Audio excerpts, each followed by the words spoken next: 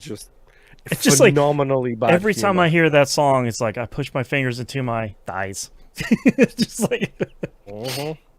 uh, I love it. still It's a killer so song good. too. Damn, I mean, it is, and it's one of the best videos, to be honest, it's a too. great Let's video. face Yeah, that. Let's do that too. Like, that video is insanely good. it's so good. Okay, are you ready to get started? Sure, I think. All right, let's get started in three, two, one. Welcome to a brand new episode of That Video Game Podcast, aka TVGP. I'm your host, Boston. Joining me as always is Moonpear. Hello. We don't have a Nimp this week. He's taking the week off. He had some travel. Told him, go take that rest you need after a trip. Nimp is EP. Yes, Nimp is EP. So let's do a quick plug here for our Patreon page, patreon.com/E1M1 or E1M1.cash. Those ones are the numbers one. You get exclusive, uncensored stuff over there, like the Outcast, where we talk a lot about the background of content creation and the wild clips of Marathon this week. You get that every week. You get early access to Critical Misses and We Work Like It. The $5 tier or higher, you get exclusive access to the Critical Misses production meeting. That's the fly on the wall thing where we're talking about. We just recorded an episode where I think I summed it up really well. We come up with a season idea, we make about 5 or 6 other seasons, and then we pick a totally different season idea at the very end of it. Uh-huh. Yeah. Yep. That's Critical Misses production meeting. And then the Wayward Sons, the Supernatural TV show watchcast that Moon and Imp are going through. All of that and more at patreon.com/E1M1 or E1M1.cash. The ones are the numerical digits. One. All right, Moon, you're back in the hot seat here for points update, if we have one, and what you've been playing this past week. We do indeed. 774,695. That is 774,695. Big leap. All right. Yes, I played a lot of idle games this week because I was extremely sleepy. Mm-hmm. So a fair amount of that time this week was literally just me going That's right. on the couch, passing out with the mellow, quiet music in the background. Yeah, that's the good stuff. Yep. Speaking of which, DPS Idol. That's the first game I have played. DPS Idol is done. That is boxed off. I don't know. It's fine. It's okay. It's an annoying idle game because one of the achievements is RNG based. And Of course. if there's one thing about me, I adore RNG based achievements. There is nothing better than an RNG based achievement. It is. If all achievements could be RNG based, that would be incredibly wonderful. No, Moon, the only thing better is when there's a multiplayer achievement that requires you to kill one of the developers in a PvP match. Oh, a viral achievement. No, not even a viral one. Viral ones are kind of fun, but it's like, no, you need to defeat one of the 5 developers of this game in a multiplayer match. It's like, okay, cool. That's never gonna see that one, huh? No, bro, those are usually the viral ones because usually it's kill a developer or someone who has this achievement. Thankfully, they're now viral, but I feel like there were some in the beginning where it's like, there was kill definitely us, some that kill were us terrible. online. It's like, oh boy, okay. Don't forget the wonderful age of get 5 team kills for this achievement and 0 gamer score era of achievements too. Oh that my was God. wonderful as well. Yep. That was fabulous. Dark days. But yes. But yeah, DPS Idol is boxed off. It's the least of them. I think Grim Idol is still the peak, even after I continue talking about what I'm about to talk to, which is Idol Wizard. Idol Wizard. Again, like I said, not a lot of time, a whole bunch of exhaustion this week. So a lot of idle games have been getting played. Idol Wizard is an idle game, but you're a wizard. It's what it says on the tin. Quite literally, I've got another game this week about exactly what it says on the tin. So Idle Wizard is another idle game. It's another free idle game. It's fine. My biggest annoyance with this game right now is there is an achievement for playing the game for 24 hours Okay. that does not include offline time. So like live active, the game is open time. Uh-huh. Okay. So if you hear any background music coming through my microphone from that side of the room, you won't. But if you do, that's just Idle Wizard playing I'm a itself over there wizard. right in the corner. Yeah. Yes. I'm even at the point where like it's got options on it where like you can choose to automatically cast spells. Oh, that's nice. And so you unlock spell slots and different spells and so on and so forth, and you can change class. So I have literally changed class, and the class I am at the moment is the not the necromancer, the demonologist. Okay. And you can have a pet, which is a demon. And one of the spells you get as the demonologist is a fireball, which it gives the pet experience and levels up the pet and so on and so forth. I am now past the billions, and my current currency count is 157.24 DC, whatever DC means. Decabillions. Possibly. I've already gone past the SXs, so I'm Oh at the my. DCs, so I don't know where that is. I don't know. I don't All I even know. know is all all I know is the game is running and collecting stuff. I don't work for a comic company, unfortunately. I'm just, That's right. I'm That's just right. at DC. That's right. Actually, I don't know if that's unfortunately or fortunately. I don't know. Either Yeah. way. Good point. But yeah, the achievement is called Day's Work, and it's on my side screen right now as a close achievement. Okay. I mean, technically, sure, but I'm not sure close is the word It's I would also the use. only achievement I have left in this game, bro. So the Okay. thing is just clicking itself away over there. That's doing its thing, whatever it may be. So good. But that's fine because like I can literally just kick it up, load it, let it click itself while I'm doing chores. Right. So I'm a grown up, so unfortunately I can do that. True. It's fine, whatever. Smart Moves 2, the sequel to Smart Moves. I know what you're thinking. What's Smart Moves? Smart Moves 2. It has been. It got a It's fine. It's a sequel. tile-based. Yes, it's a tile-based puzzle game where you move around, and when you move into an enemy, you kill the enemy. When the enemy moves into you, he's laughing. Are you laughing because it's an achievement guide again? All of them are all of them are achievement guides, and they're all like literally 90-second long videos for just the guide. Like I want to see Yes. more than just like click this. Hey, it's an achievement. Hey, click this thing. Hey, you got 2 achievements. Like Yes. Good luck. yeah. But yes, it's one of those games where like your movement dictates the enemy movements, and then you have to basically kill the enemies by moving into them first. Essentially, it is a fine game. I thought the first game was pretty solid. I think this game is fine. Well, the first game was fine. This game is fine also. I mean, it is what it is, kind of things. It's a Smart Moves too. Another puzzle game roguelike. uninstalled. Yes, Yeah. puzzle roguelike where you move. Yeah. The other literal game I have been playing this week is a game about digging a hole, Aha. Yes. which is a game about digging a hole. So for anyone that's asking, that's actually the name of the game. It's called A Game About Digging a Hole. Yep, and it is literally a game about digging a hole. Mm-hmm. You might want to skip like 40 seconds in the video to show actual gameplay because this cutscene goes on way too long. Yeah, it is exactly what it says on the tin. It is a game about digging a hole. Yep. It is worth mentioning. It's on Game Pass, and it's probably like $4 if it's not on Game Pass. It's like cheap as hell. You dig a hole. I've heard That is the purpose of the game. that people had a lot of fun with it once you start upgrading your tools to dig faster and try and see what's at the bottom of the hole. Yes. You collect ore as you're digging in the garden. The ore you can like stone, coal, whatever. You sell it to recharge your battery of your shovel, which is an automatic shovel, because why spend money on animation when you can just have a shovel head move in and out, you Exactly. know?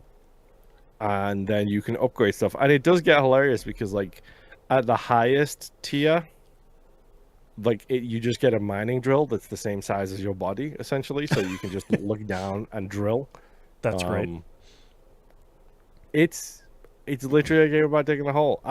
So I played all of this game today. I started and finished it this morning.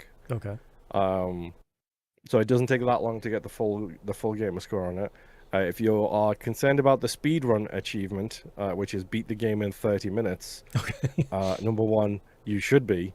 And number two, there is a workaround, but I will not spoil it for you. I Okay. beat the game in 4 minutes, Boston. Incredible. I love it. You're gonna be on GDQ So, next time. yes, with the workaround, there is a way to get that 30-minute speedrun achievement super quick. Okay. But you know what? Do you know what I was doing while I was digging a hole? Hmm. I was listening to audiobooks and listening to Stargate SG-1 There you go. because why not have some SG-1 playing in the background while because I was kind of watching it last night and then I fell asleep while watching it. So I was like, yeah, let's just roll on, enjoy my time, dig a hole, Yeah. watch quote unquote watch some SG-1. It's season 1. I've seen it like 15 times. I don't Could need be a to lot watch worse. it to know. Oh, 100% it could be. Yeah. But no, it's a game about digging a hole. It is exactly what it says it is. It's fine. It's one of those games that looks way better than it should. Yeah. Probably because it's like it looks like it's like Unreal 4 maybe. And Right. it's just like, bro, like how does this game look this good? It's got like god rays and everything coming through the Right. tunnels and stuff, and it's just like this is way too much effort, literally, for a game about digging a hole. Like, Yeah. it's just way too much. But a good way I'm to not complaining. Good way to spend a rainy afternoon. It sounds like. 100%, and it is raining today too, so that works Hey. out pretty nicely. Look at that. My final game this week is the usual. It's Arc Raiders. Again, caveat as usual. Contracted generative AI used for the voice acting in this. It's Arc Raiders. The expedition ever approaches. Expedition number 3, my second one, approaches. So now I'm in the hoarding of wealth stage of the capitalism. Right. To try and get prepared for the expedition. They just dropped a huge update, Okay. which has a new map condition, which is close scrutiny. Okay. And there's a brand new scanner type boss who appears on the map who you have to like go up and loot, but every time you loot it, every time you try and loot it, it spawns 2 of the new enemy types, which is you've heard me talk tales of the Rocketeer and how nightmarish the Rocketeers are. Yeah. This is basically a Rocketeer but with laser guns instead of rockets. Oh no. And shields. Oh no. Okay. So there's a lot of new enemies about, and like the most hated enemy from Stella Montis, which is the one map they released after release, was Stella Montis. Stella Montis is the PvP map where if you go in there, you best be prepared to shoot some rats kind of situation. Okay. The enemy that shows up there is called a Shredder, which is basically a shotgun that floats, and it will literally just chase you, and then it does so much damage, bro. Like, it will chase you, it will hit you with like the worst shotgun damage you've seen. And then it'll just bug you on out of there. Oh jeez. And if you're trying to get picked up, it'll just because the way it attacks in like all directions at once. It doesn't do like a specific line attack, like a specific line of sight. Oh sure. It just flies next to you and then fires in 360 degrees around itself. Jeez. It's Nightmarish. horrifying. And now they're on every other map. Oh no. Okay, great. Yes, which is real fun / terrible. The funny part is one of the trials this week was Shredder themed. It was like kill as many, do as damage to Shredders, I spent most of this week going into night raids on Stellamontis, which gets you bonus trials experience. Mm. Knowing I was probably going to die because night raids are where the rare stuff is, and Oh, when right. everything's a little bit harder. Also on Stellamontis when everyone is considerably more douchey. Mm-hmm. I spent so many times going into night raids on Stellamontis, running around the map looking for shredders, but because the trial is shredder related, there's just a dude running around with like 2 high-end weapons just killing every shredder on the map. Oh, I And I'm see. just like, there's a shredder corpse, there's a shredder corpse, there's a shredder corpse, Leave there's a some for the shredder rest of us, corpse. bro. Like literally, and the worst part is like because the sound design in this game is so great, and I realized why. It's because this is former Battlefield devs are Right. behind this, which I Right. didn't know. Now it makes sense why the sound design in this game is so incredibly awesome. So like you could hear it in the distance, like across the map, you just hear that wee of its alarm going off as it's about to fire, and then you just hear thump, and then and it's like, well, that's another dead shredder, All right. and another dead shredder, and another dead shredder. That's Like great. it's incredible. Like again, full credit to the team for the sound design because it's so distinctive. Like you know who is where and what's happening Right. because of the audio design of the game, which has always been one of Battlefield's strengths. So it makes perfect sense that this is former Battlefield devs because it's like, yeah, okay, that the way everything sounds and feels is very old Battlefield, and I'm like, I can get behind that kind of thing. Right. But yeah, Arc Raid is funny as hell. I still like playing it. It was hilarious because I'm trying my best to get higher on the higher end of things, so do late game stuff, so Matriarchs, Queens, Harvesters. Um, and I did a Harvester run this week, and it was the first time I was able to loot a Harvester directly, and I Mm. got the Jupiter Blueprint, which is a legendary gun. Oh. But I do expeditions, so I lose all my blueprints. So Oh, I okay. literally I sent Rob a text message at like 2 in the morning or something like that, saying, "So you need the Jupiter still, right?" And like 10 a.m. the next morning, I go, "Oh girl," with like the URL thing, Yep. and I was like, "Okay, yeah, he needs that." I guess that's So a yes. we did. It was funny because we didn't get a lot of time to play this week because we're both short on time.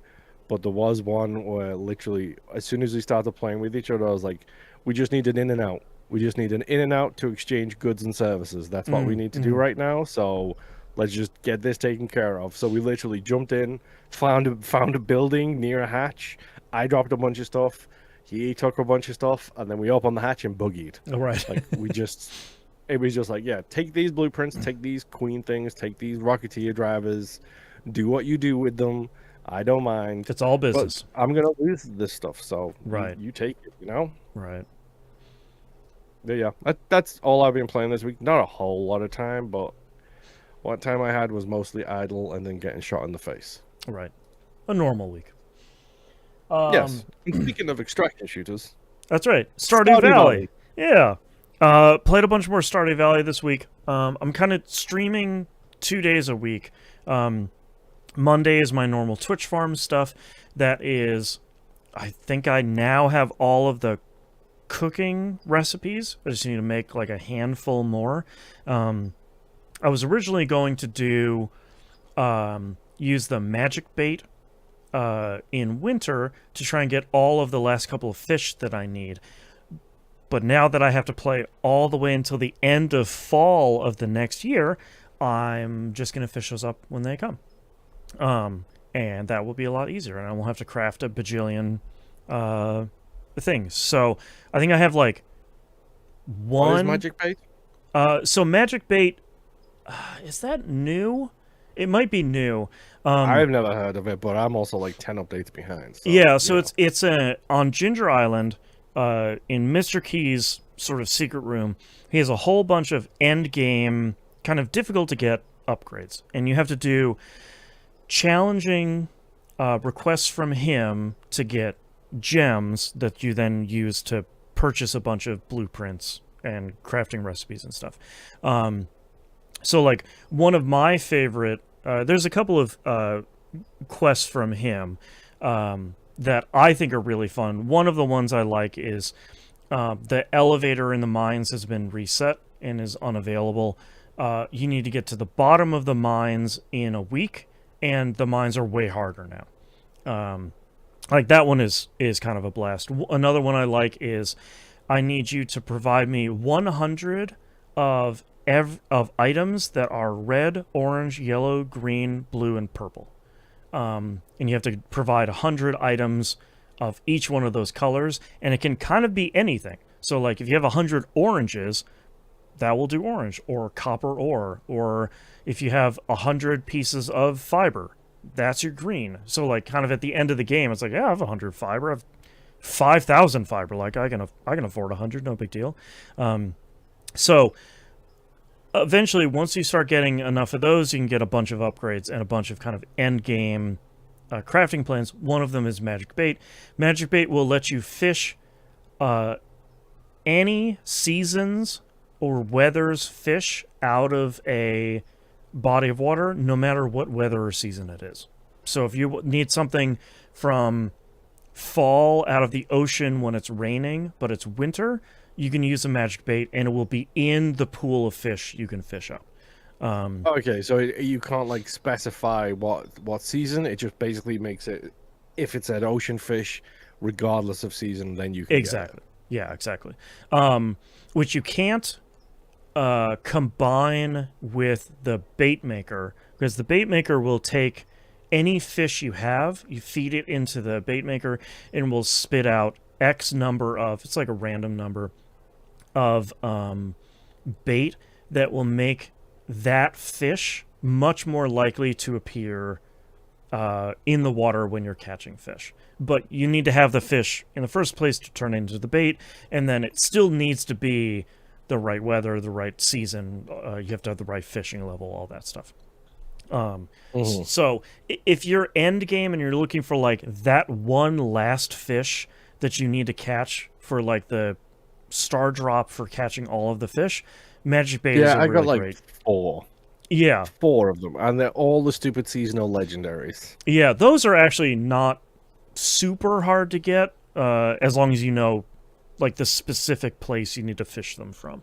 The thing that I need right now is like, I need 2 eels, because for some reason I didn't save any, and I need one apiece for 2 dishes. It's like, okay, fine. Like, I will fish those up in the summer, because as I said, I need to make it to the Spirits Festival in fall to get the. I have 2 crafting recipes to make now. One is a marble brazier, and I cannot get the marble to drop from any of the Omni Geos I'm opening, and I wish for a swift death. And the other one is the Jack-o'-lantern, which I need to purchase for probably virtually nothing from the Spirits Eve Festival at the end of fall, which I am now finishing up winter. So, that's fun. Good luck. And I now think, because I've made it high enough of friendship level with the people that give you recipes in town. I think I have all of the cooking recipes now. I just need to go through catching fish, growing some crops, and all of that stuff to make the last couple. So those 2 trophies are within reach. I did actually complete a trophy this week. I finished my Joja farm. So for... Yay! No more capitalism. No more capitalism. So for those that aren't playing, there's essentially 2 routes you can take in Stardew Valley. The good route, which is you're going to help the town restore their community center. And that's the one where you're gathering stuff from multiple seasons or multiple parts of the game. I really like it because you kind of see a little bit of everything from the game. You're doing a little bit of fishing, you're doing a little bit of everything in fishing and foraging and farming and combat, and kind of you see everything the game has on offer. That's the good path. Again, that's probably the one you're going to be choosing. The evil path is the Joja path, where the Walmart/Amazon that's in town, you get a membership, and they take over the community center and turn it into a warehouse. And to get the improvements, when you do the community center, when you finish a set of bundles, so one bundle might be grow everything in spring and turn that into this community center bundle, and that bundle will be complete. Once you finish all of the bundles in one room, that room will get fixed in the community center, and then the Junimos, the little like forest sprites, will then fix something up in town. So it might be they'll fix the bus that runs to Calico Desert. They'll fix the mine carts around town. They fix the bridge to go to the quarry. All of those things. With Joja, you just pay for that stuff. You pay 45,000 gold to fix up the greenhouse. You pay, I think it's like 35,000 gold to fix up the mine carts, etc., etc. So you just feed your dirty capitalist heart and improve the town through cold, hard gold. So I did that. That went way faster than I thought it would, because I think it's like 165,000 gold total, which is a lot of money for a farm that's starting out. I finished it halfway through fall of year 1, and I wasn't really doing it the most optimal way. So it was not nearly as bad as I was expecting it to be. Because basically you buy all of that stuff, you go to bed when they do the last fix around town. You wake up and you go to town, you get the big like mission accomplished cutscene, and then you get the trophy right then and there.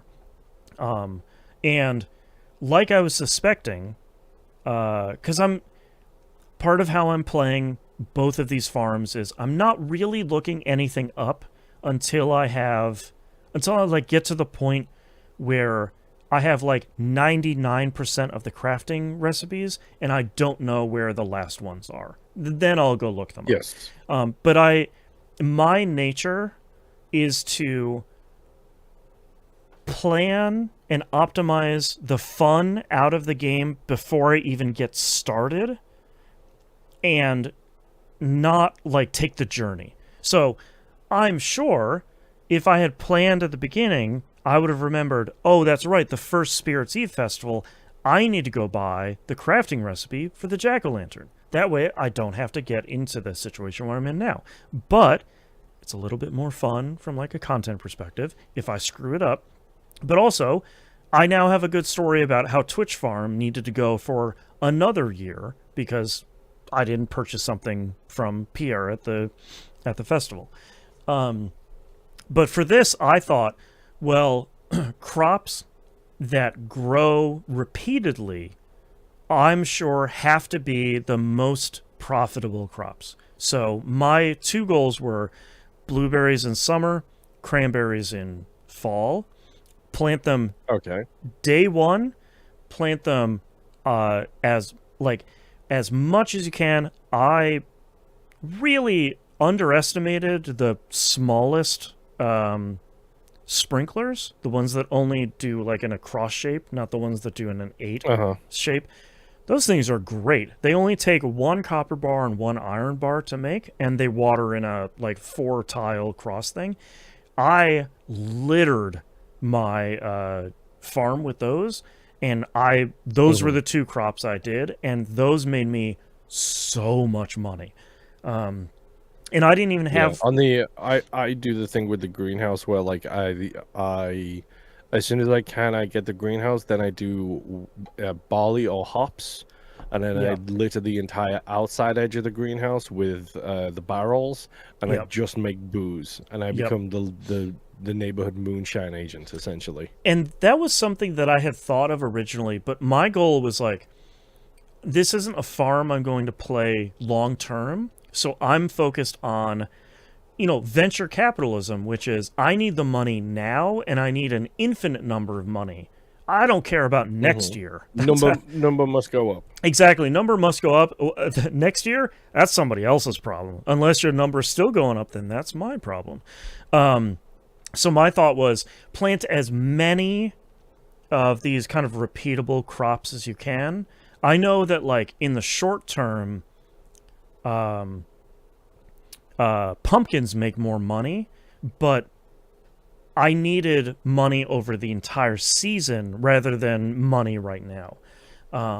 So I'm here to report that's the ticket. Those 2 crops, plant as much as you can. All I upgraded from a tool perspective was I upgraded my watering can once so that I can hold the button and water 3 tiles at once, and just did that, and literally everything I'm picking up, I'm selling. Whether it's like half of the gems I'm getting in the mines, any artifacts I'm picking up, anything.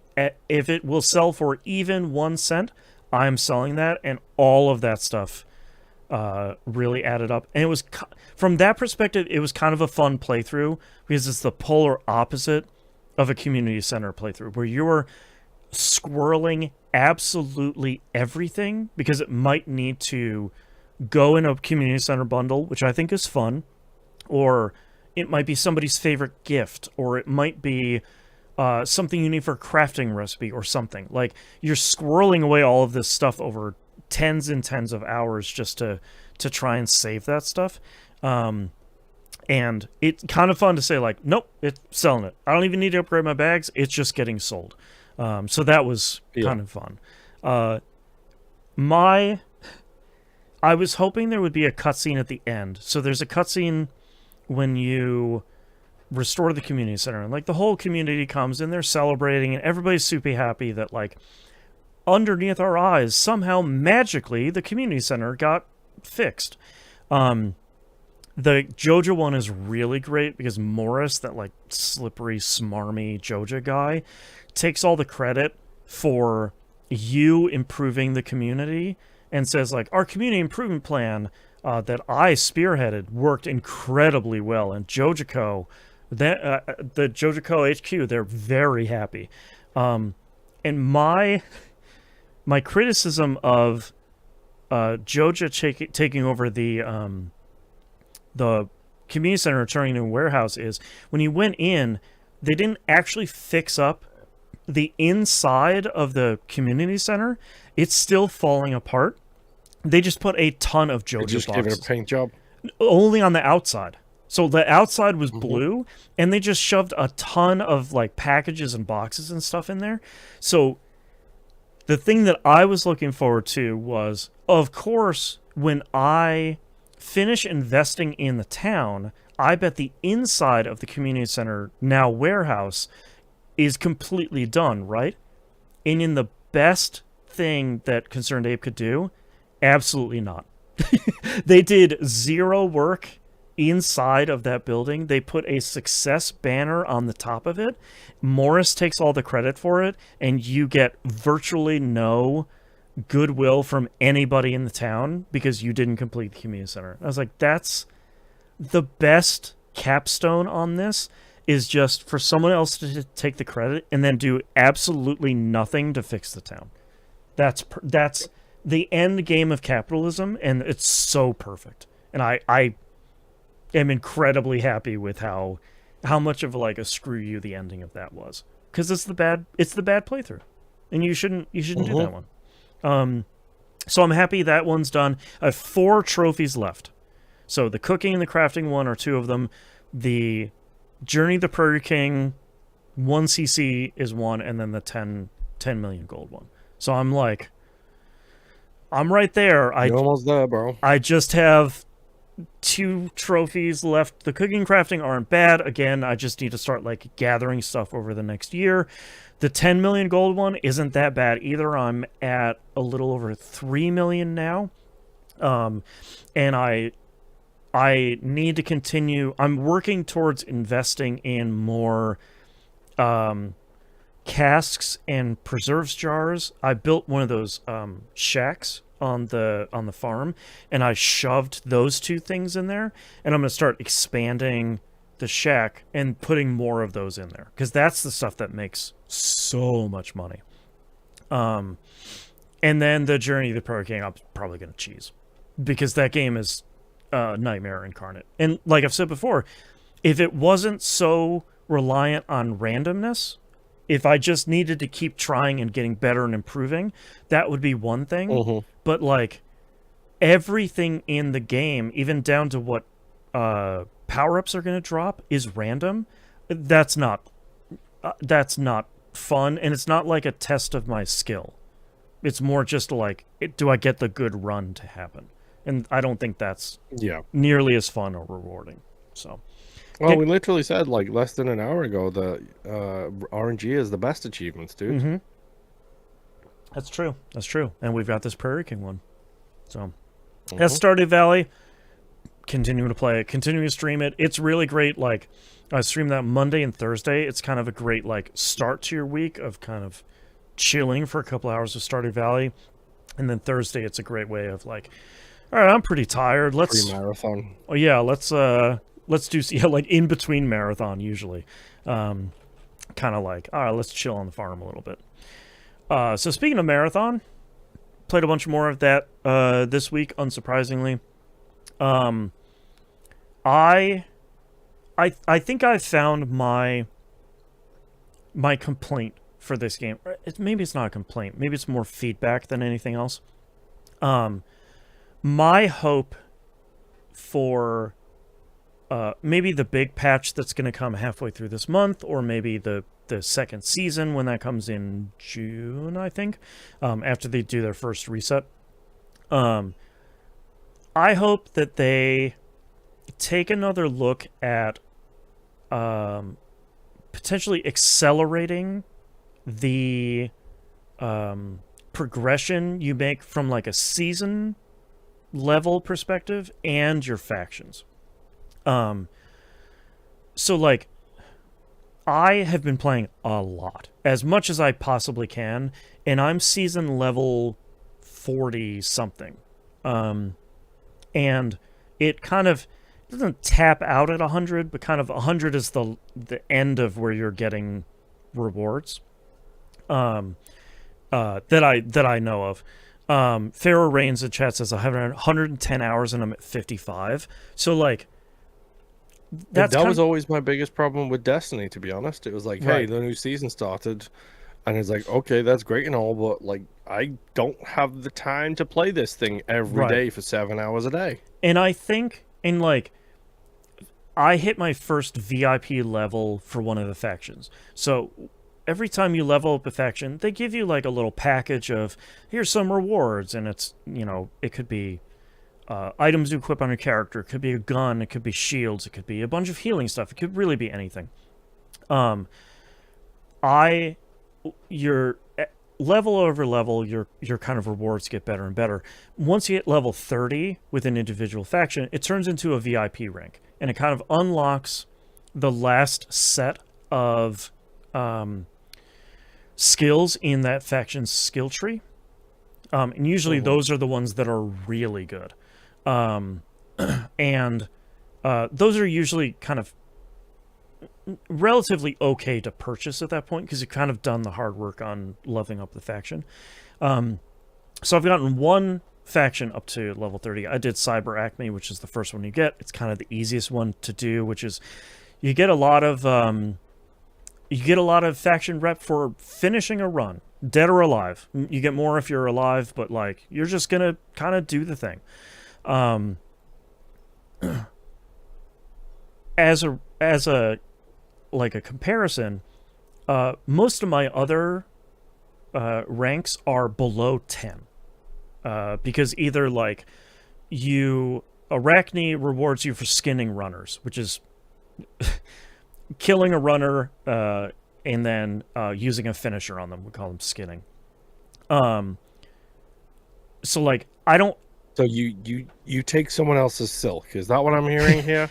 You don't actually take anything. It's like a meme of a meme that has turned out to be like, so Arachne is one of the factions. Their whole thing is, if we are merely a digital consciousness that we are essentially propagating to a physical shell. That's the shells are it's a combination of 3D printed materials that the silkworms are weaving, that you kind of see in a lot of the cutscenes and the materials, and some organic matter.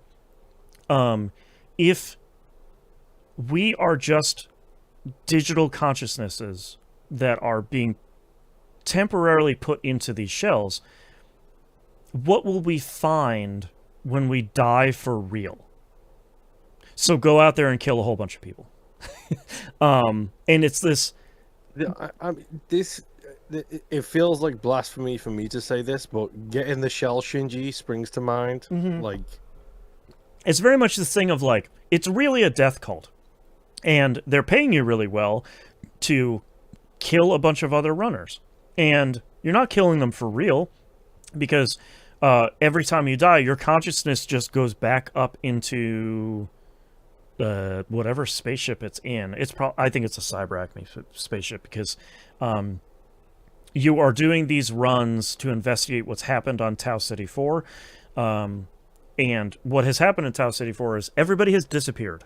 There are no humans left on the planet whatsoever, and nobody knows why.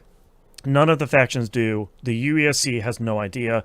UESC is just saying, hey, you can't come here anymore for reasons. So bye. If you come here, we're going to shoot you. So everybody is kind of... Every faction has their own level of investment, either from an interest or a financial perspective on Tau City 4.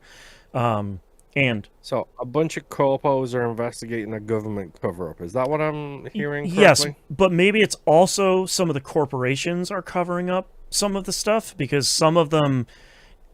If you look at a corporation like Traxxas, if you see them, it's this black-clad person with this big orange mask. They're connected via wires to a very goopy-looking lion behind them. They were...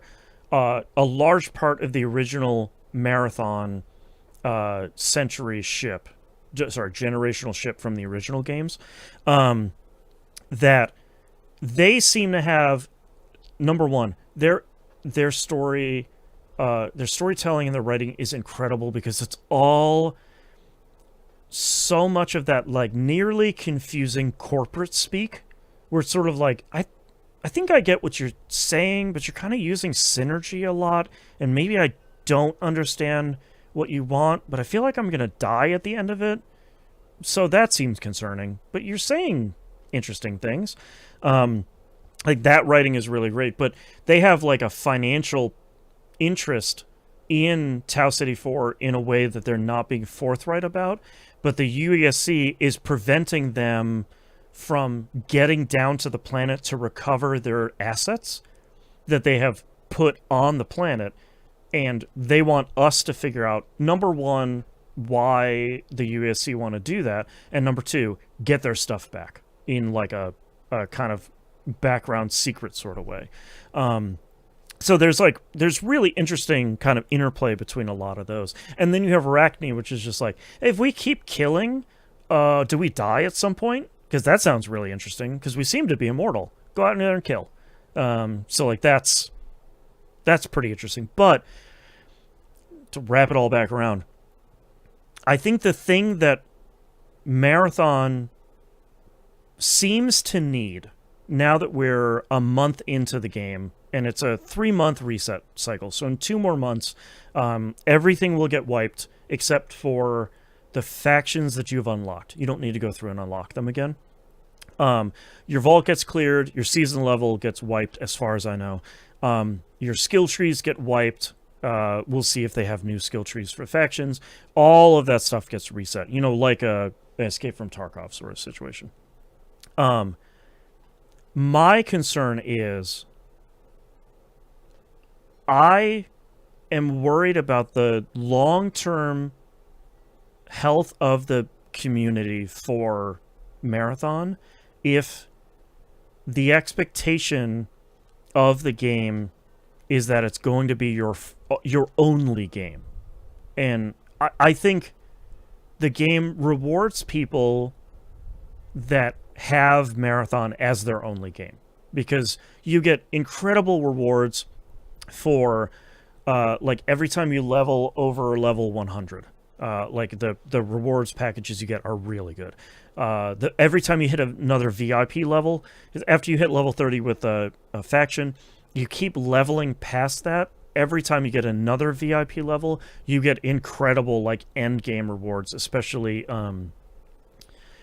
like purple salvage and items that you use to upgrade your skill trees for a faction, or you can use them to barter in the store, in the in-game store. There is no crafting in this game. All you do is either you purchase stuff from the in-game store with credits, not real money, or you barter them. So you say, like, one of the biggest barters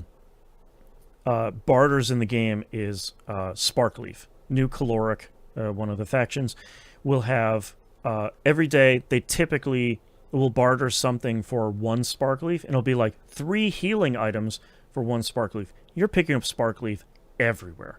So it's a lot better than buying this stuff outright. It's a lot better to barter for it and kind of trade low-level materials for something you need when you're out in a run. But I think getting to that point, and getting to the point where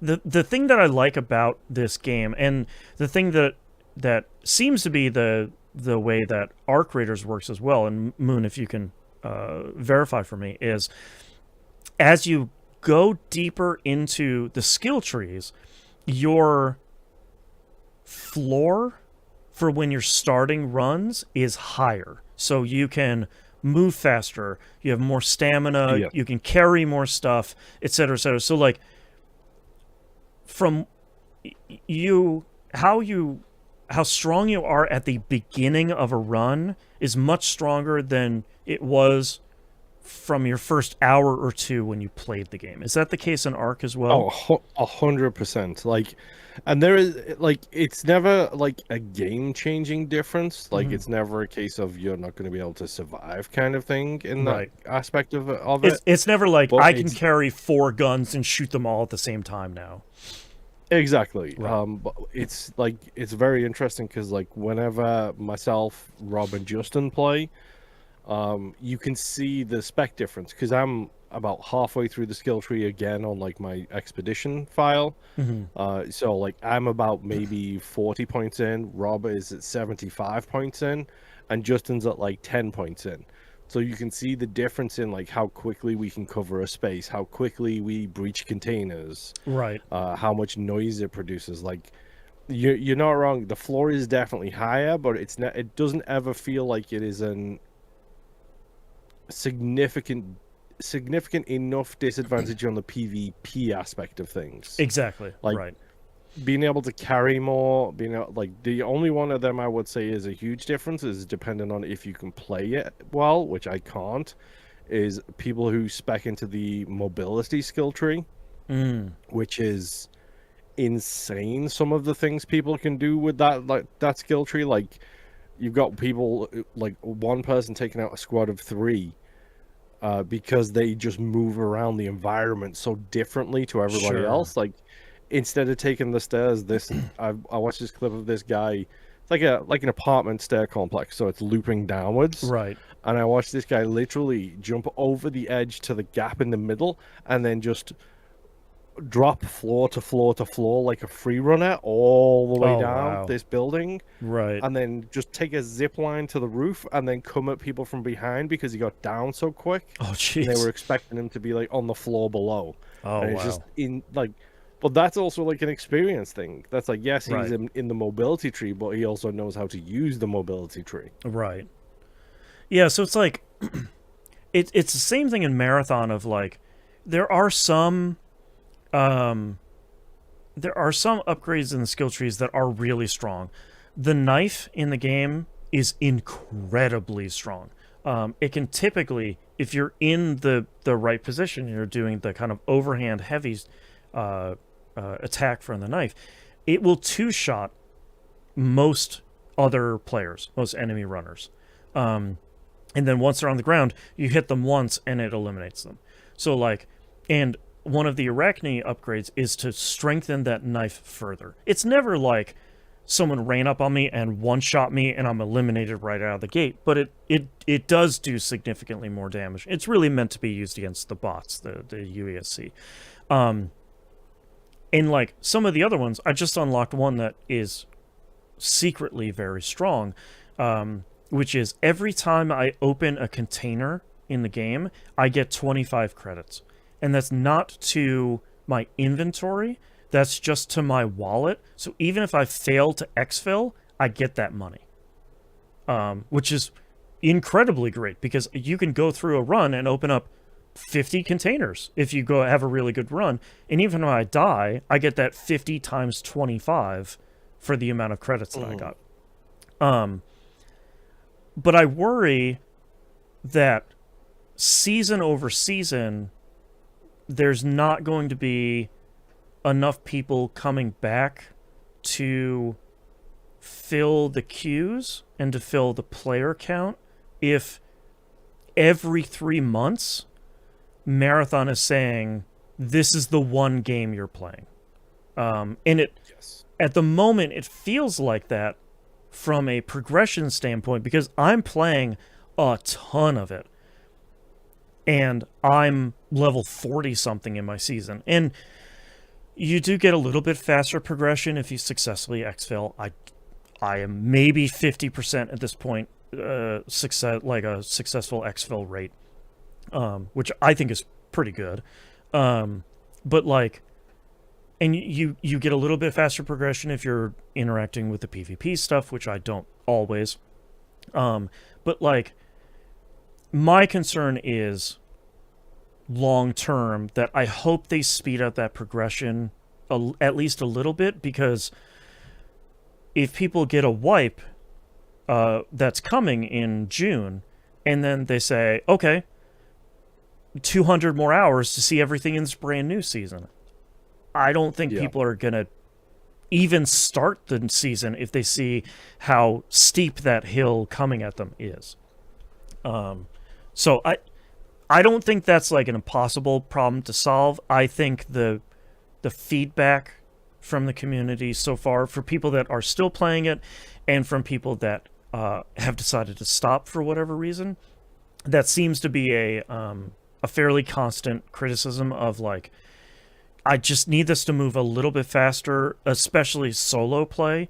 Like it just needs to, you need to juice the progression a little bit, because I'd like to see all of it and play other stuff at the same time, which I don't think is unreasonable. It's not too much to ask. No, not a hope in hell. It's too much to ask. Like, that is, I think that's the thing that that games as a service need to understand is you're not the only game. Exactly. You will never be the only game. Right. And I think that's a healthy thing, because like when I was still playing Destiny 2, I had a lot of fun going into a brand new season, checking out everything that was in there, probably not finishing the season pass, and like once I felt done with the season, I was done and I can go play some other stuff. And that's how I'd like to play Marathon, is I'd like to check out the new stuff, like the one of the big, we know some stuff that's coming next season, like there'll be a new shell, I think it codenamed Sentinel. They have something called the Cradle, which I don't think anyone knows what that is quite yet. They're gonna have a night version of Dire Marsh, which is the nightmare map. So I can only imagine how much more hellish that's gonna be. So like, there's stuff to check out, but I don't disagree that there should be wipes in a game like this, because we're already seeing the people at the high end of the time investment start to really rock a lot of people that are on the lower end of the time investment. And a wipe will... Oh, go ahead. My question then is that a wipe issue or a balance issue? Because part of the thing I love about Ark is the wipes are optional. Right. Like I'm choosing to do the expeditions, whereas Rob is choosing not to do them, and Right. we still get rocked by people. Like when people want to start some stuff, there are times that we get absolutely destroyed, Right. and like I feel like is that a wipe needed or is that a balance needed kind of To question? me, I think it's both, with the additional twist of um, population numbers. So, like, I think the thing that a lot of fans and haters of Marathon are getting caught up in is like Steam DB numbers and uh, look at the max CCU that this had on a Saturday afternoon, and you know. Sony paid how many billions of dollars for then this game costs this much and it's failing, blah blah blah. Like, I am not Sony. I don't care about any of that. What I do care about is I hope that the matchmaking is fair enough to everybody. And I think the matchmaking is fair to everybody if the population is healthy. I think the population still feels solid, but I think is potentially punishing to brand new players, which I think uh, is a positive of a wipe. Is basically like everybody's starting back from zero. You still have map knowledge, Mhm. which is a huge benefit, but like everybody's starting back from zero at the beginning of a new season. And it does remove all of those like high powered shields, high powered weapon mods. One of my favorite things about there's two great things about Marathon's weapons that we haven't really talked about. Every weapon in Marathon is a gray weapon. There are no legendary weapons. There are no green, blue, purple, gold weapons. Those rarities are dictated by the weapon mods you put on them, and it's an average of your weapon mods. So if you take a gray SMG and you put purple and gold mods on it, it's a purple weapon. And if you strip a bunch of those off, it's back to a gray weapon. So like that kind of all of the weapons are the same. It's just kind of how you Mhm. configure them for your playstyle. Um, the other thing that we haven't talked about before because it's a little bit like in the weeds of marathons is every weapon and I think every item in the game has something called traces on it. And every we'll just say weapons because I know they have them there for sure. Every weapon starts with 4 traces. And when you die in a run and someone picks up that weapon and exfiltrates with it, it loses 1 trace. And when it goes to 0 traces, when somebody picks up that weapon and exfiltrates with it, it just automatically gets sold. So, Interesting. So it's kind of like a durability thing. exactly. And like if you have that weapon and you're exfilling with it time and time and time again, it doesn't lose any traces. It's just it's like it seems to be like a real money transaction sort of beat thing. Like, oh, I can't just go into a match and oh, someone killed me and I happen to have this gold high powered end game weapon. What am I gonna do? They paid you $20 to like meet you in a match and take it off your body. But also it means that like these high powered weapons or maybe some like end game exclusive rare unique weapons only have a certain lifespan potentially in the game. It can't just go from one person's hand to another, which I think is, I think that's really really interesting. So like Bungie has been really good about balancing this game. They're being incredibly quick with patches and changes. There is a end game weapon at the moment that is just completely destroying lobbies. In the middle of the night, they nerfed it pretty significantly. There was a bug that was affecting that weapon with another weapon. It's like a Bungie classic where you could get another weapon into a state where basically the end game weapon was just firing like 30 rounds a second. It is incredible. They fixed that stuff over the weekend. Like, it's been really great at the level of communication, the level of patches, the level of balancing. they've already previewed some of the very exciting upgrades and updates that are coming in the mid-April kind of big balance patch that look really great. So I feel like all of these balance issues and all of these population issues and all of these progression issues and skill tree issues and stuff like that, if it was the Destiny 2 team, I'm not trying to be mean, I would be concerned about how long those issues would persist in the game. Mm-hmm. But with the Marathon team, I feel like at the moment I'm a lot less worried about those because they've been so responsive and they've been so reactive to how the community has been feeling about how the game has been balanced and all of that. So I hope long term that they take a look at some of these issues that myself and others are having of like, I don't have 15 hours a day to play this game to get to the end point of the season. I don't think it should be incredibly easy. I don't think it's like, I played 10 hours and I unlocked everything, yay. You know, like, that's not, to be clear, that's not what I'm asking for. But it shouldn't be 10 hours. It shouldn't be 250 hours. You know, there has to be some sort of middle ground of like, I'm playing Marathon with my friends every week on our like day we play for a couple of hours, and I'm making good progress. And maybe I'm playing some solo runs, and maybe I'm playing some duos. They've moved duos to the third map, and duos queue has been fantastic so far. Or I'm doing rook runs. I'm doing the scavenger runs, and like all of that stuff adding together has gotten me to a point where I'm seeing a significant amount of the game.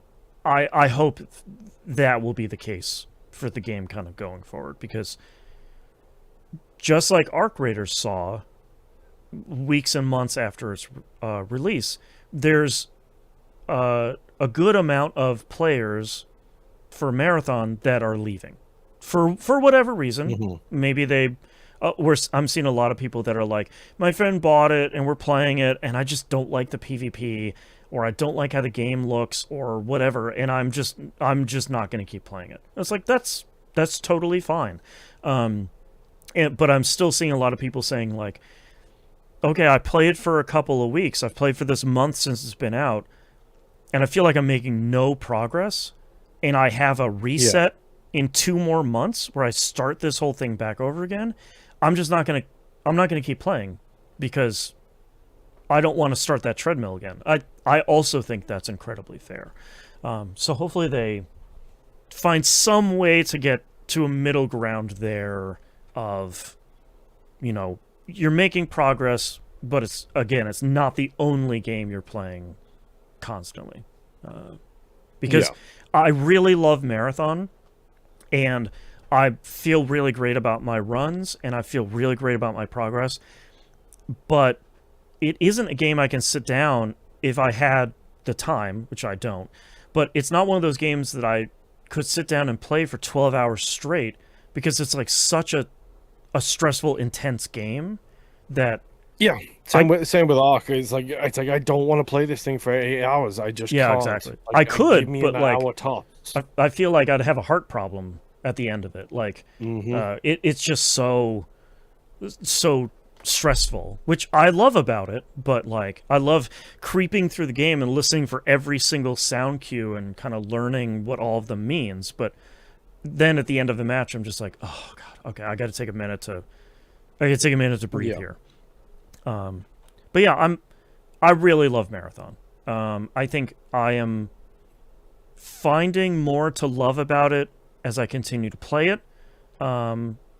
I am the more the game kind of unfolds through the seasonal stuff and the faction stuff. I think that stuff is really great. And it's still, I was gonna say, it's still a month after release, which is not a long time, but I feel like I've played a lot of it. After a month after release, it's still the only game I want to play. And still, when I have 20, 30 minutes, I'm like, I could do a run. No, but maybe I could do 2 runs if they go poorly. Like I could just go do a quick run, no big deal, as opposed to like going and playing a half an hour of something else.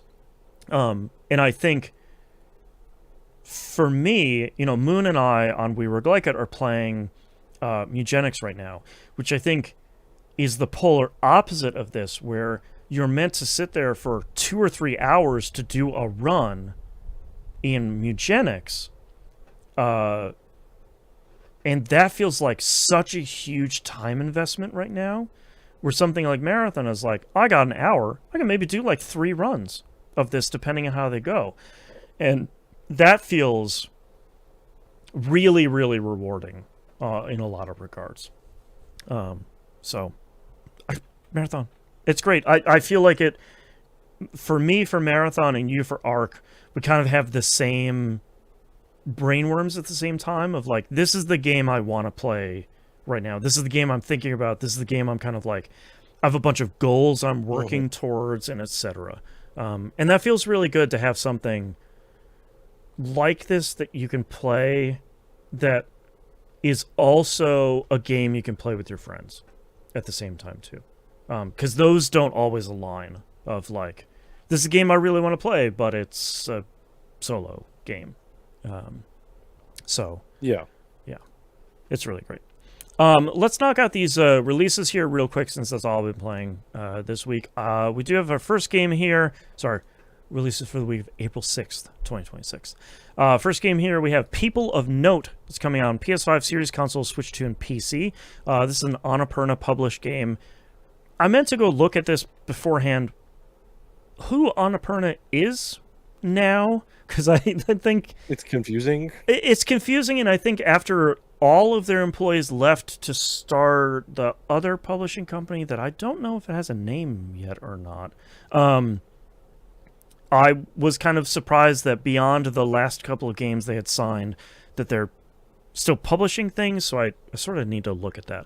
But this is a very colorful kind of music and rhythm timing-based, turn-based command RPG.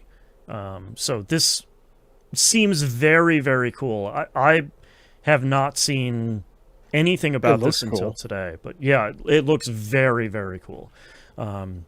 So that looks really neat. That's called People of Note. I didn't recognize anything else that the developers have made. So this seems pretty cool. Next up is Starfield. Is getting a PS5 release. It has the normal PS5 stuff. It has Pro support, it has PSSR support, haptics, speaker, like the controller speaker, all of that stuff. I talked about this yesterday on Pop RPG Love. There's a brand new episode out right now. Of course, I forgot to mention it. There's also an expansion out and like a major update out as well. I kind of can't tell if the PS5 version has the updates with it as well. Sometimes publishers will do that of like, oh, you get the Ultimate Edition when it comes out on another platform. I kind of can't tell. It's Bethesda, so I'm sort of being pessimistic and assuming no. They had the huge version change when it got PS4 release, I believe. They released like a bunch of version changes with it at the time. Yeah. So I just don't. Also, I love the fact that this, I'm assuming this is the trailer you're showing, is just spoiling a very big reveal in the game. It's kind of like what has changed in the last year for Starfield, which is like, if Starfield hadn't been spoiled for you on some of the stuff at this point, I don't know, but my hope is that the people that didn't have an Xbox or a PC or whatever and have really been waiting for Starfield to come out, I hope they find a game that they enjoy. I did not enjoy Starfield. I didn't finish it. I don't think anything that I have seen. I enjoyed one character story throughout the game. Yeah, that was really good. But like, they, credit where credit's due, a lot of Bethesda has done a lot of work to smooth the edges and make a lot of improvements and all of that stuff to Starfield in the last 2.5 years around there since it came out. But for me personally, I'm not sure that there's enough there to have me come back to it and finish the game off, especially not to start it back over from the beginning on a different platform. I don't think that's going to happen. So it's not a game for me, but I hope people find some enjoyment out of it there. Next game here on the list, Chain Staff, comes out on the PS4, PS5, Xbox One, Series consoles, Switch, PC, and Mac OS. This is a metal-inspired, side-scrolling shooter. Like, if you think of kind of the old Contra kind of games, you're on the right track. Yeah, it looks like there. Contra mixed with heavy metal, the old comic anthology. Yes, exactly. Yeah, that kind of like surreal sort of graphics and things like that. So it looks pretty cool. I think if you're in the market for something like that, it doesn't seem like it has co-op in it. I think it's single player only, as best as I can tell. So keep that in mind, that I don't think it's like a multiplayer sort of thing. But I don't know. Looks pretty cool. We don't always get enough of these overall, so it's nice to have a new one of these. Next up, Pokemon Champions is coming out on Switch and Switch 2, which is still a game that I'm kind of having a hard time figuring out, but it appears to be, hey, you're taking your Pokemon and it's just battling against another person. It's the new Pokemon Stadium. That's all you need to know. Okay. That makes sense. At least that's what it looks like to me. Mm-hmm. It looks like the new Pokemon Stadium. And it really does seem... So I watch a lot of the live streams that Pokemon does for the competitive Pokemon TCG, like regionals and countries and worlds and that sort of stuff. And a lot of times they'll have commercials for the other Pokemon stuff of like, hey, don't forget to pick up Legend ZA. And, coming soon is Pokemon Champions. It really seems like it is focused on, not entirely, but I think a large part of it is, hey, do you want to battle other actual people online with the Pokemon that you've been raising in like a truly competitive thing, other than, oh, I'm just playing Scarlet and Violet until I get to the point where I battle other people online. It seems like this is just, hey, do you want to battle other people? So, curious to see how that's going to go. If there has to be a market for it, otherwise Nintendo and Game Freak wouldn't do it. Because it's Pokemon, there is a market for it. That's my hope, but like how much of the hardcore market is there going to be for that? It's got to be enough. This is only the hardcore market. That's the problem. True. At least until Winds and Waves comes out, I guess. Like, I know people who have literally, thanks to the myriad of ways that Nintendo have released since then, they have Pokemon that they have had since, like, Red and Blue. Yeah, exactly. That they have transitioned up through and through and through. Yeah, from Pokemon Home to Pokemon Home to... Legend ZA, yeah, which I think is still really cool. I think that's really great. So, yeah, hopefully this does well. It's coming out this week. Next game up is Beyond Words, coming out on PS5, Series consoles, Switch, PC, and Linux.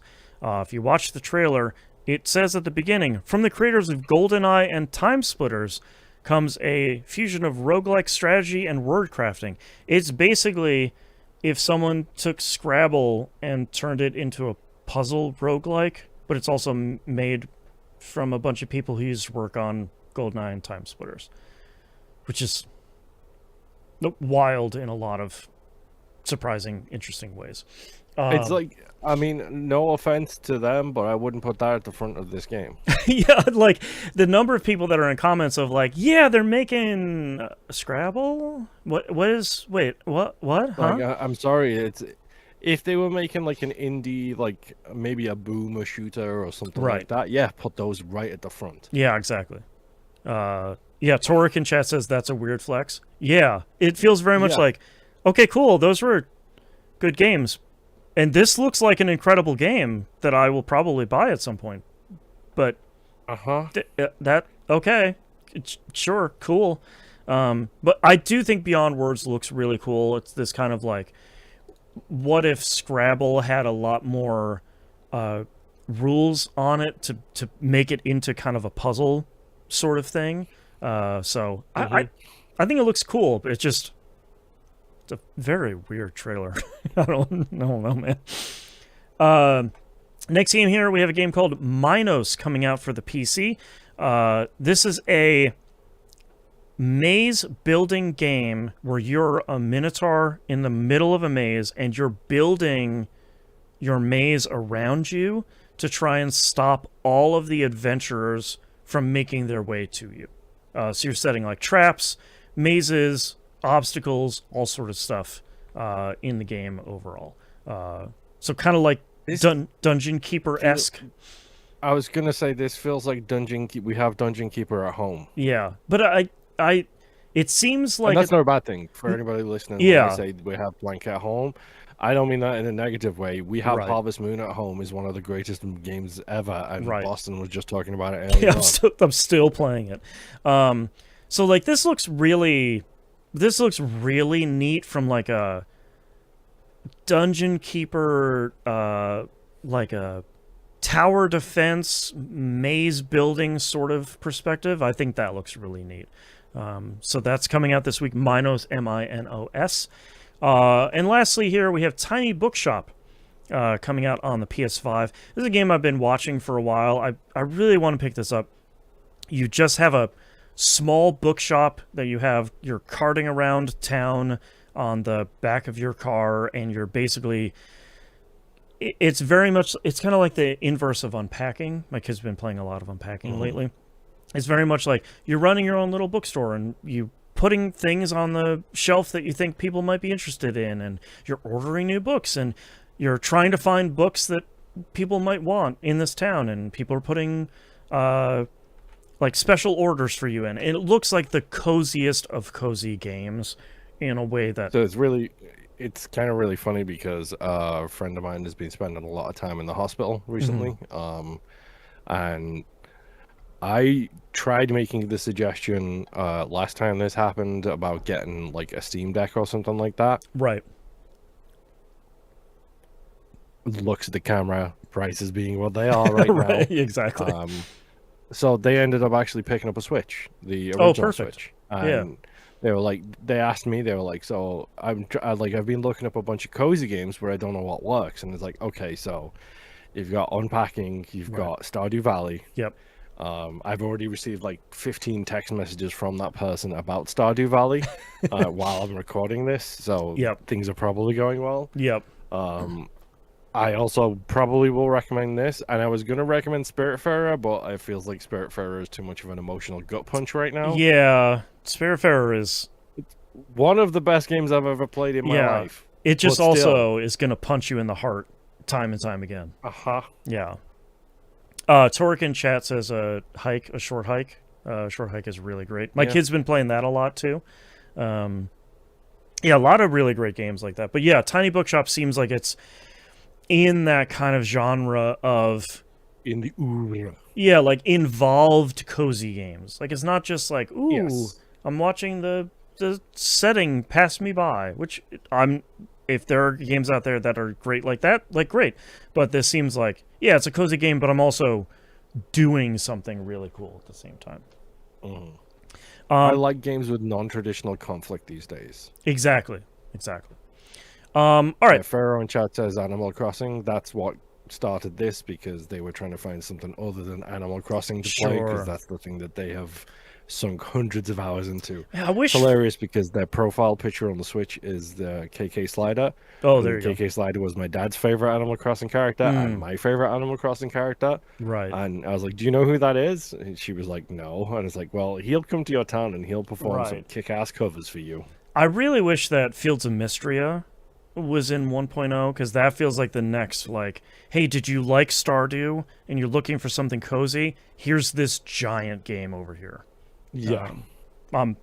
I'm eagerly anticipating the release of that. That has looked, with every update they're coming out with, that keeps looking incredible.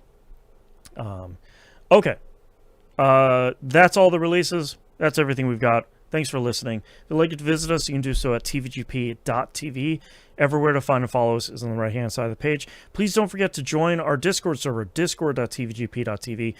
As we always say, and we're not lying, we have the best community on the internet. Also, very food motivated, so like bring some cool snack pictures if you're going to come. Usually we'll be like, yay, Yes. yay, fun snacks.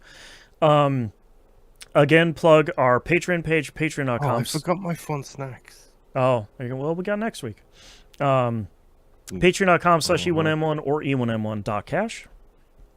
Those ones are the numerical digits. If you want to hear all about Moon's fun new snacks next week, you can join over there. We'll probably talk about it on the Outcast. I just bought this past week a April Fool's food from a large company that turned out to be an actual product. I'm very excited to try it on the Outcast whenever it arrives on my doorstep. If you can't, I don't even know what that is. I laughed at it, and then it said, "Hey, you can actually buy these," and I was like, "Well, that's for me. Let's try that out on the Outcast." If you can't support us over there, totally understand. Like, comment, subscribe on the YouTube stuff. Follow us on Twitch. We live stream on there 2:30 p.m. ish Pacific every Sunday over there. You can come and join us, chat with us while we're live. We might read out some of your messages. We love to see a whole bunch of people in there as well. One of the biggest ways you can help the show is by rating us positively on your podcatcher of choice. The kind of big ones are the ones that can help us on the most. Apple Podcast seems to be the largest one. Whatever the hell Google is calling their platform nowadays. Spotify, kind of those ones are the biggest ways. That helps more people find our show, which means that we can continue to keep doing the show and bringing it to your ears every single week. I think that's it. I wanted to give a quick plug here.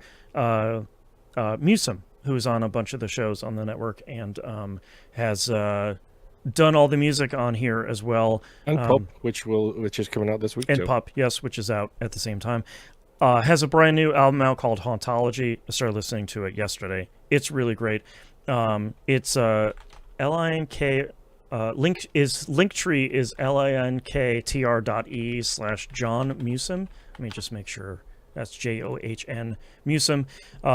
It's out right now. You can go buy it on Bandcamp. Remember to support your artists on Bandcamp because that kind of gets them the most profit overall. Especially on those special Fridays where they get everything. Exactly. So go listen to that stuff if you like his stuff. I think this album is really great. I told him that yesterday too, so it shouldn't be a surprise. But I think his stuff is really great, and I think this album is super great. So go support him over there. I think that's all we have. So thank you for listening. We'll see you all next week. Bye. Boy. All right. Moon, what do you have for titles? Nimp is EP. I am a wizard. Literal game. Hoarding of wealth. Shotgun that floats. Exchange of goods and services. No more capitalism. Moonshine agent. And get in the shell Shinji. Okay, I have a viral achievement. A shotgun that floats, Nimp is EP, and no more capitalism. I checked a shotgun that floats because I think that's kind of fun. Is there anything on... Pharaoh in chat is saying Moonshine Agent. Oh, Moonshine Agent is good too. I don't have anything that I'm... like... Nothing's like jumping. Yeah, I'm not like married to anything. A shotgun that floats, I like a lot because it's just... It's an immediate image that you have of like, I know exactly... Without seeing that in the game, I know exactly what that looks like. And it's terrifying. Yeah. I'm good with that. Okay. I'll circle it. Whoop. It has been circled. Now we just got to think of a title. Well, you don't have to. I've got to think of something. That's true. I just have to read it out and try not to screw it up again. Okay, I'm ready. Okay. Let's get started in 3, 2, 1.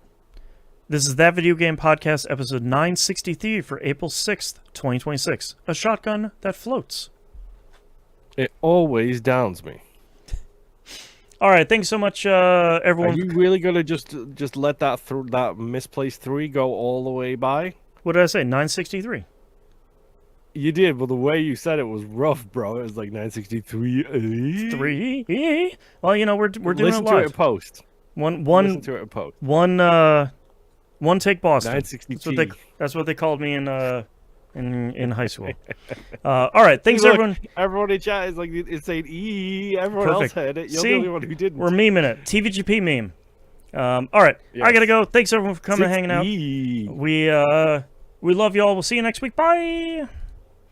Bye.